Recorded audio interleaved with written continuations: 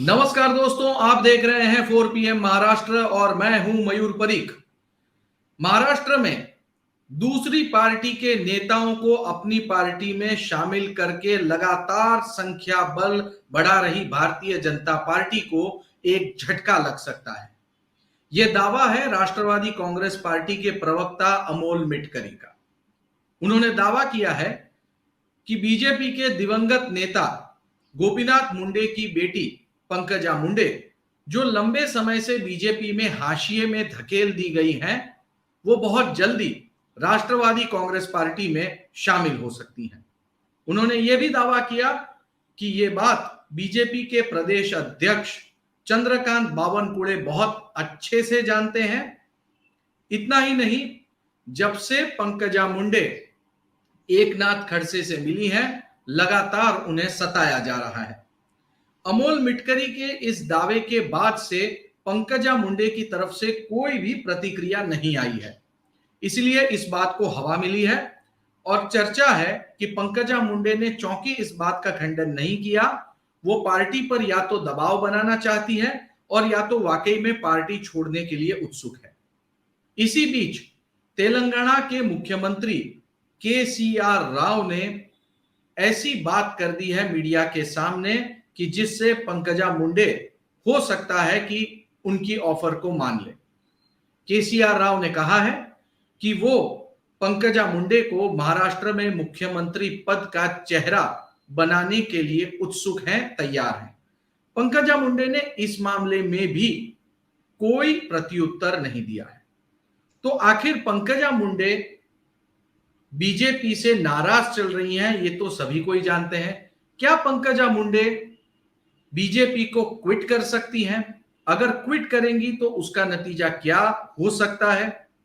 क्या पंकजा मुंडे ऐसा कदम उठाएंगी और यदि ऐसा कदम उठाएंगी तो बीजेपी पर क्या असर होगा? आज के एपिसोड में हम इस विषय पर बात करेंगे और हमारे साथ मौजूद है महाराष्ट्र की राजनीति के बिल्कुल हर एक मामले के विशेषज्ञ अमय तिरोडकर। अमय तिरोडकर जो है वो जाना पहचाना नाम है महाराष्ट्र के पॉलिटिक्स के रिपोर्टर्स में।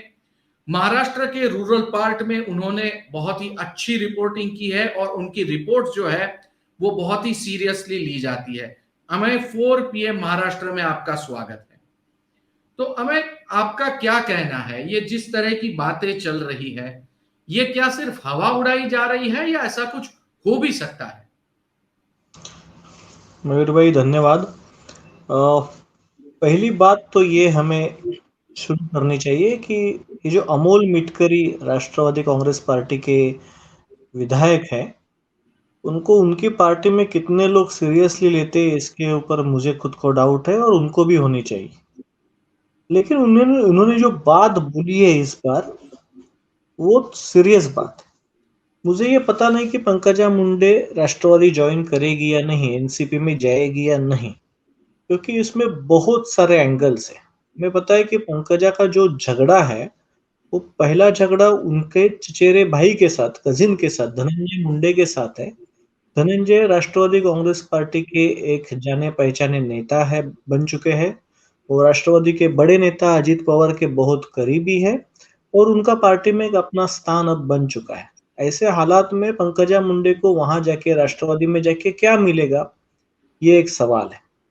दूसरी बात यह है कि पंकजा मुंडे जिंदगी में मुख्यमंत्री बनना चाहती है और भाजपा में जितने मुख्यमंत्री पद के दावेदार हैं, क्लेमेंट से, उससे कई गुना ज्यादा दावेदार राष्ट्रवादी कांग्रेस पार्टी में। वहां पर अजित पवार है, वहां पर छगन भुजबळ है, वहां पर जयंत पाटिल है, वहां पर सुप्रिया सुळे है। इनके बीच में जाके मुख्यमंत्री बनना आसान नहीं है पंकजा के लिए। हाँ, वो भाजपा में रही और भाजपा के जो वरिष्ठ दो नेता है, शीर्ष दो नेता नरेंद्र मोदी और अमित शाह, दोनों के मन में पंकजा के बारे में एक अच्छी राय बनी आगे जाके, तो शायद इसी पार्टी में रहकर मुख्यमंत्री बनना पंकजा के लिए आसान है, ना कि राष्ट्रवादी कांग्रेस पार्टी में जाना। ये एक बात हुई। अभी राजनीति थोड़ी एक बात से चलती है, राजनीति अलग अलग बातों से चलती है। दूसरी बात यह है कि ये भी बात सही है कि पंकजा 2019 के बाद तो पूरी की पूरी राजनीति से दूर फेंक गई। एक तो वो खुद विधानसभा चुनाव उसके परली कॉन्स्टिट्यूंसी के यहाँ से हारी, धनंजय मुंडे के सामने हारी। दूसरे उनका मंत्री पद चला गया, सरकार चला गया, और राज्य के राजनीति में वो अभी कहीं पर भी दिखाई नहीं दे रही।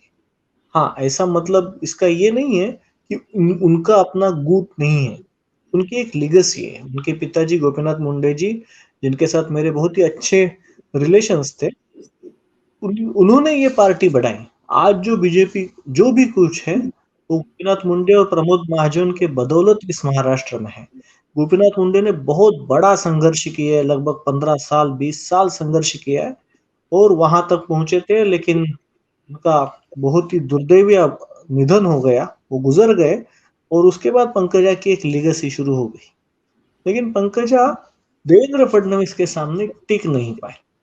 ये बात सही है कि देवेंद्र फडणवीस एक जमाने में गडकरी बनाम मुंडे की लड़ाई में, गुटबाजी में मुंडे के गुट के माने जाते थे, लेकिन मुख्यमंत्री बनने के बाद पंकजा मुंडे पर वो हावी रहे और अभी पार्टी पर अच्छा खासा कंट्रोल कर रहे हैं। ये भी बात सही है कि वो पार्टी पर कंट्रोल कर पाए क्योंकि उनको नरेंद्र मोदी और अमित शाह का कंटिन्यूस सपोर्ट 2014 से 19 के बीच रहा था। इसी की वजह से वो एकनाथ खड़से को मंत्रिमंडल से बाजू में जा रख पाए। वो 2019 में बहुत सारे लोगों की उन्होंने टिकट काटी, जिसमें आज के महाराष्ट्र के स्टेट प्रेसिडेंट चंद्रशेखर बावनकुळे है, भाजपा के national general secretary Vinod Tawde है, एकनाथ खड़से है। तो मतलब पुराने जो बड़े नेता थे भाजपा के, उनको सबको बाजू में रख के देवेंद्र अपनी टीम देवेंद्र लेके आने की कोशिश उन्होंने की। 2019 में वो असफल रही। जब वापस सत्ता में, मतलब उद्धव ठाकरे की गवर्नमेंट गिरा के जब वो वापस सत्ता में आए, तब वो मुख्यमंत्री नहीं बन पाए। अभी उप मुख्यमंत्री पद रहना पड़ा, एक तरह से ये डिमोशन हुआ। उसके बावजूद भी आज भी उनका भाजपा पर, स्टेट भाजपा पर कंट्रोल है। ये बात कोई भी बाजू में नहीं रख सकता। पंकजा मुंडे ने पिछले 2-3 साल में बहुत कोशिश की, अपना काम दिखाने की कोशिश की, लेकिन उनके साथ ना उनके पार्टी के बहुत सारे लोग जुट पाए, खड़े रह पाए। उसी के साथ भी वो दिल्ली से, मतलब नरेंद्र मोदी और अमित शाह का उनको अभी तक आशीर्वाद प्राप्त नहीं हुआ। वो अभी नेता है, जनरल सेक्रेटरी है, मध्य प्रदेश के इंचार्ज है, सब कुछ है, लेकिन महाराष्ट्र में अभी उनको पैर रखने के लिए जगह नहीं दी जा रही है और देवेंद्र कामयाब रहे इस सब राजनीति में। ऐसे हालात में पंकजा चाहती थी कि कम से कम उनको एक विधान परिषद, मतलब लेजिस्लेटिव काउंसिल की वो मेंबर बने। ऐसा माना जाता है कि देवेंद्र ने वो भी नहीं बनने दी। एक, मतलब जिस महिला के पिताजी ने इस पार्टी को महाराष्ट्र में खड़ा किया, उस महिला को एक विधान परिषद की सीट भी नहीं मिलना, वो विधायक भी नहीं होना विधान परिषद की, ये भी कितनी बड़ी बात हो सकती है। और उनको कितनी चुभती होगी, वो उनको कितना वो सहती होगी, ये भी हम समझ सकते हैं। ऐसे में इसमें एक फैक्ट और भी है, इसमें एक फैक्ट मैं जोड़ना चाहूंगा कि पंकजा का पत्ता काटा, लेकिन एनसीपी और कांग्रेस के जिन नेताओं के ऊपर करप्शन के जबरदस्त आरोप है, उनकी बीजेपी में एंट्री हो गई। पंकजा का पत्ता करप्शन की वजह से नहीं काटा, वो एकनाथ खड़से का पत्ता करप्शन की वजह से काटा। लेकिन हाँ, ये बात है कि मैं ये कह रहा हूं कि जो कांग्रेस और एनसीपी के लीडर्स जिनके ऊपर करप्शन के आरोप थे, वो बीजेपी में आ गए, लेकिन पंकजा के ऊपर एक भी आरोप न होने के बावजूद उनकी कहीं पर कोई एंट्री नहीं। इसका क्लियर स्ट्रैटेजी ये था कि पंकजा को राज्य की राजनीति से दूर करना, और उसमें कुछ पैमाने पे कामयाब हो गए। पंकजा मुंडे क्या है बेसिकली, वो गोपीनाथ मुंडे साहब की लीगेसी, और गोपीनाथ मुंडे साहब की लीगेसी एग्जैक्टली क्या है, वो ओबीसी के नेता थे। उन्होंने यहाँ पर एक अलग अलग छोटी छोटी जातियों का समूह को बीजेपी की तरफ खींचा था। उसमें माली समाज के लोग थे, उसमें धनगर समाज के लोग थे, उसमें वंजारी समाज के, जहां से खुद पंकजा मुंडे और गोपीनाथ मुंडे आते, उस समाज के लोग थे। एक इक्वेशन बनाया था माधव करके, और छोटी ओबीसी जातियों का इक्वेशन बना के भाजपा को यहां तक लेके आए। तो वो लीगेसी है पंकजा के साथ। और आज भी मैं ये दावे के साथ कहता हूं, हाँ ये बात सही है कि पंकजा भाजपा की मेन स्ट्रीम राजनीति से बहुत दूर चली जा रही है, लेकिन मैं ये दावे के साथ कहता हूं कि इस महाराष्ट्र में आज भी पंकजा मुंडे के साथ जो ये माली समाज, धनगर समाज, बंजारी समाज, छोटा शिंपी समाज, ऐसे समाज के और मराठवाड़ा और पश्चिम महाराष्ट्र और पार्ट ऑफ नॉर्थ महाराष्ट्र के तबके, एक छोटे तबके के जो लोग हैं, आज भी पंकजा के साथ है। वो चुप है, लेकिन आज भी वो है, क्योंकि वो गोपीनाथ मुंडे पर प्यार करते हैं, आज भी उनको अपना नेता मानते हैं। भाजपा की ये बहुत बड़ी चूक हुई है, उन्होंने पंकजा को साइडलाइन करके ये एक बहुत बड़े तबके को डिस्टर्ब कर रखा है। और आज ऐसे हालात है कि लोग ये मानने लगे कि पंकजा को जानबूझ के पॉलिटिकली खत्म करने की, मैं पॉलिटिकली वर्ड यूज कर रहा हूँ, पॉलिटिकली खत्म करने की कोशिश महाराष्ट्र बीजेपी की नेतृत्व मतलब देवेंद्र फडणवीस कर रहे हैं। और इसको कहीं ना कहीं पंकजा मुंडे ने अभी पार्टी के ऊपर उठ के चैलेंज करना चाहिए। मैं पिछले कुछ सालों से सुन रहा हूँ कि पंकजा पार्टी छोड़ना चाहती है, मतलब एटलीस्ट 2019 से सुन रहा हूँ। लेकिन मैं ये भी सुन रहा हूँ आर्गुमेंट पंकजा की तरफ से, मतलब डायरेक्टली पंकजा मुंडे की तरफ से नहीं, लेकिन उनके जो इर्द गिर्द में लोग हैं, उन्होंने मुझे ये बहुत बार कहा है कि हम ये पार्टी क्यों छोड़े, पंकजा के पिताजी ने तो ये पार्टी बड़ी की है, कौन थे देवेंद्र फडणवीस, वो पार्टी से बेगाने कैसे हो सकते हैं? एग्जैक्टली वो मानते हैं कि मालिक हम हैं इस पार्टी के, हम क्यों छोड़े महाराष्ट्र में। तो ये मानते हैं कि ये दौर है, ये दौर गुजर जाएगा और वापिस पंकजा की जरूरत पार्टी को पड़ेगी। इसलिए एकनाथ खड़से ने पार्टी छोड़ी, लेकिन पंकजा मुंडे ने पार्टी नहीं छोड़ी। हालांकि एकनाथ खड़से बहुत बड़े नेता थे भाजपा के, उन्होंने पार्टी छोड़ी, एनसीपी ज्वाइन की। उसके पीछे ये भी कारण है कि जयगांव में कोई कंपटीशन नहीं थे एकनाथ खड़से के लिए, लेकिन बीड़ में जब पंकजा आती है वहां पर धनंजय मुंडे कंपटीशन है। तो ऐसे हालात में एनसीपी में आके वो क्या करेगी, ये सवाल है। अगर वो पार्टी छोड़ना चाहती है तो आज के दिन उनके पास उद्धव ठाकरे ये सबसे अच्छा ऑप्शन है। इसके पीछे कारण ये है कि अभी लगभग सब मानते हैं कि वापिस अगर महाराष्ट्र विकास आघाड़ी सत्ता में आ भी जाए और उद्धव ठाकरे की पार्टी को मतलब शिवसेना को ज्यादा वोट्स मिले, मतलब ज्यादा सीट्स उनके आई, तो भी उद्धव ठाकरे अभी मुख्यमंत्री बनने के मूड में नहीं है। आदित्य ठाकरे को अभी मुख्यमंत्री बनाना बहुत जल्दबाजी होगी। ऐसे हालात में पंकजा उनके पास अच्छा ऑप्शन आ सकता है। बीच में उन्होंने एक स्टेटमेंट किया था उद्धव ठाकरे ने कि मैं महाराष्ट्र को पहली महिला मुख्यमंत्री दे दूंगा, मतलब महाराष्ट्र जो प्रोग्रेसिव स्टेट कहला जाता है वो अभी तक महिला मुख्यमंत्री नहीं दे पाई है। तो उसके वजह से ये पंकजा की चर्चा तभी भी वापस चालू हो गई थी, लेकिन उसके बारे में उसके बाद कुछ नहीं हुआ। शायद ऐसा ही हो कि अगर एक बार इस तरह का डिसीजन ले ले और वापिस अगर 2024 में भाजपा सत्ता में आ जाए, तो महाराष्ट्र में और कितने साल विपक्ष में रहना पड़ेगा या पंकजा को इसकी गारंटी नहीं होती होगी।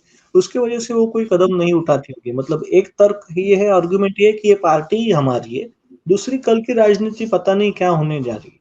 लेकिन मैं एक बात और बताना चाहता हूँ कि अगर पंकजा पार्टी छोड़ती है, तो हम अभी ये सब हाइपोथेसिस है और ये राजनीति में ज्यादा अगर वगर चलता नहीं है, लेकिन मान के चलो अभी बात करने के लिए कि अगर पंकजा पार्टी छोड़ के उद्धव ठाकरे के साथ जुड़ जाती है, तो हमें ये समझना चाहिए कि जब गोपीनाथ मुंडे और बाला साहब ठाकरे दोनों थे तब उनकी बहुत अच्छी दोस्ती, बहुत अच्छे दोस्ती थी, और आपने वो ये सब कुछ देखा है। तो ऐसे हालात में उद्धव ठाकरे और पंकजा मुंडे का साथ आना मतलब गेम चेंजर है।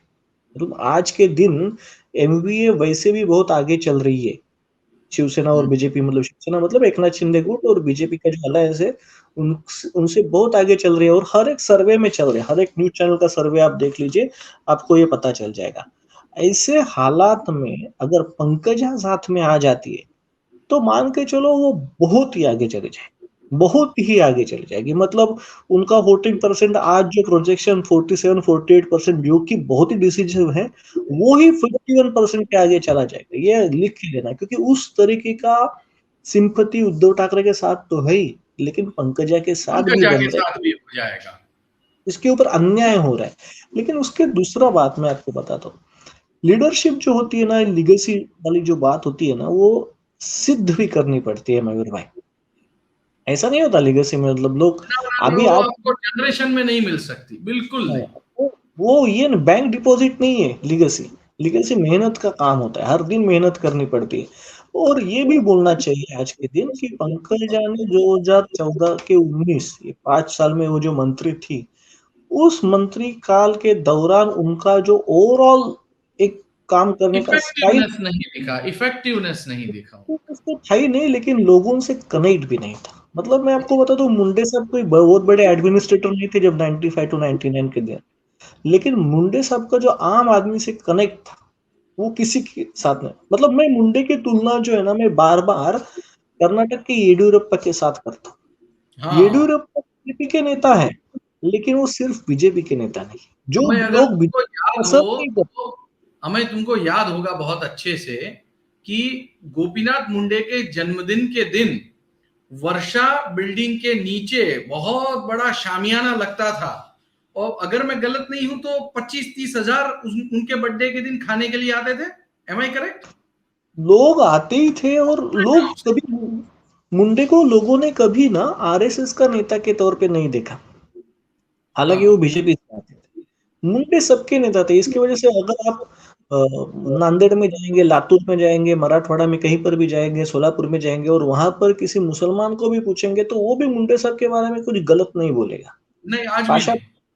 आज भी नहीं बोलेगा। और यही हालत येडियुरप्पा के बारे में कर्नाटक में है।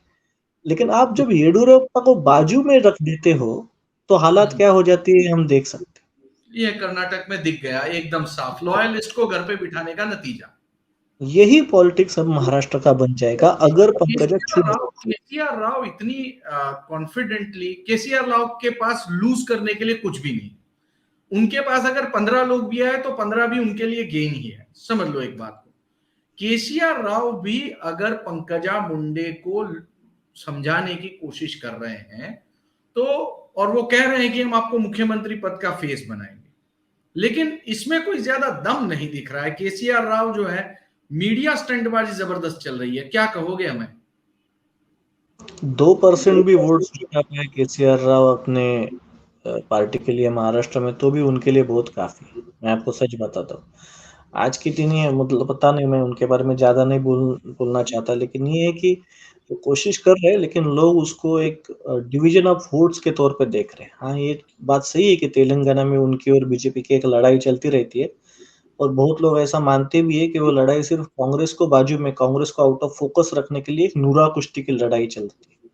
अभी वो महाराष्ट्र में आ रहे हैं। वो महाराष्ट्र में जिस एरिया में फोकस कर रहे हैं, स्पेशली मराठवाड़ा, पश्चिम महाराष्ट्र और विदर्भ, ये तीनों एरिया रूरल एरिया है, और कहीं ना कहीं आज के दिन एमयूए के साथ जाएंगे, ऐसे एक माहौल है इस ये तीनों एरिया में।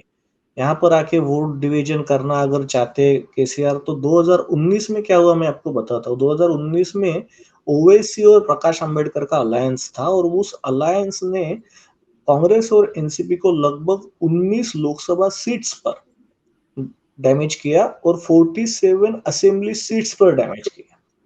लेकिन महाराष्ट्र अब समझ चुका है इस तरीके की राजनीति, और आने वाले दिनों में जो कर्नाटक में हुआ, बहुत पोलराइज होने जा रही है इलेक्शन महाराष्ट्र की, या फिर वो लोकसभा की हो या फिर विधानसभा की हो, क्योंकि ये शिवसेना जिस तरह से तोड़ी गई, जिस तरह से एमयूए सत्ते, मतलब एमयूए को सत्ता से निकाला गया और एकनाथ शिंदे की गवर्नमेंट बन गई है, तो ये सब वजह से एक महाराष्ट्र में ऑलरेडी पोलराइजेशन हो चुका है लोगों का पॉलिटिकल लेवल पर।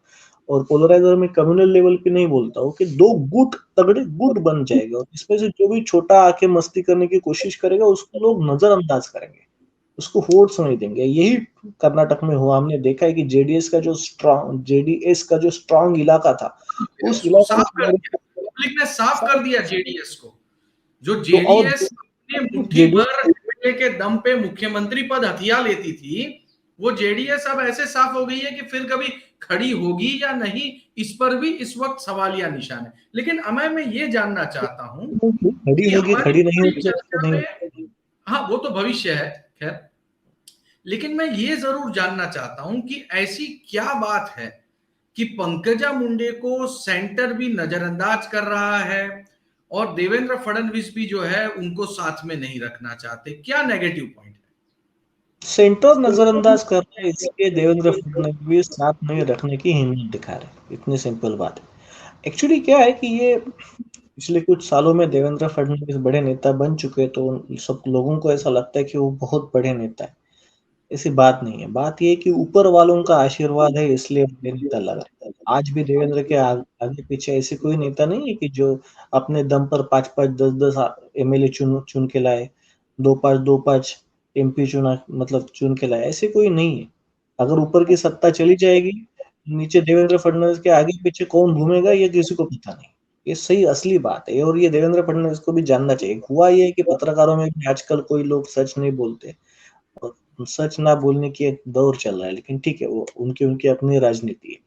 नहीं, मेरे बात पास तो यहां तक जानकारी आई है हमें कि जो पहले आशीर्वाद प्राप्त थे देवेंद्र फडणवीस को, अभी ऐसे कोई आशीर्वाद इस समय प्राप्त नहीं है, बल्कि स्टेप बाय स्टेप उनकी विंग्स को जो है वो कट किया जा रहा है। उनका डिमोलिशन, उनका प्रमोशन की जगह पे डिमोशन तो हुआ ही, लेकिन डिमोशन के बाद भी डिसीजन मेकिंग प्रोसेस से एक के बाद एक करके उनको बेदखल किया जा रहा है। तुम्हें भी ऐसा लगता है?